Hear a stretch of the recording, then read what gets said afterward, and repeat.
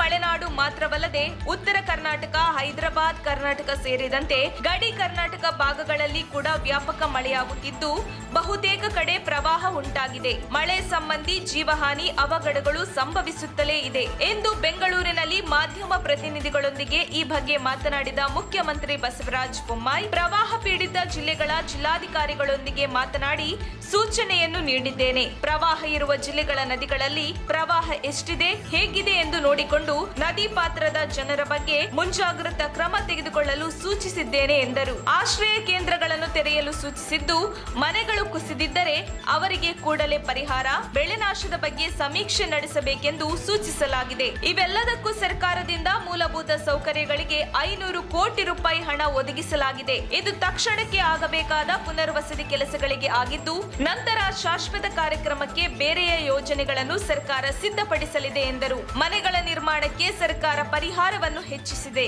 ಕೇಂದ್ರ ಸರ್ಕಾರ ಬೆಳೆ ನಾಶಕ್ಕೆ ನೀಡುವ ಪರಿಹಾರಕ್ಕಿಂತ ಕಳೆದ ಬಾರಿಯಂತೆ ಈ ಬಾರಿ ಕೂಡ ರಾಜ್ಯ ಸರ್ಕಾರ ಹೆಚ್ಚು ಮಾಡಿದೆ. ಇವೆಲ್ಲದಕ್ಕೂ ಸರ್ಕಾರ ಆದೇಶ ಹೊರಡಿಸಿದೆ. ಪ್ರವಾಹ ಸಂದರ್ಭದಲ್ಲಿ ತೊಂದರೆಗೀಡಾದವರಿಗೆ ಸರ್ಕಾರ ಕೂಡಲೇ ಪರಿಹಾರ ನೀಡುತ್ತಿದೆ. ಜನರು ಭೀತಿಗೊಳಗಾಗಬೇಕಿಲ್ಲ ಎಂದರು. ತಕ್ಷಣ ಬೇಕಾಗಿದ್ದಾರೆ.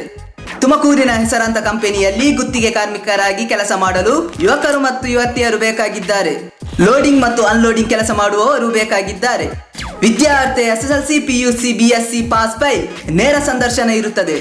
ESI ಮತ್ತು PF ಸೌಲಭ್ಯ ಇರುತ್ತದೆ. ಆಸಕ್ತರು ಕೂಡಲೇ ಸಂಪರ್ಕಿಸಿ. Naveen GL, phone number 9743103968.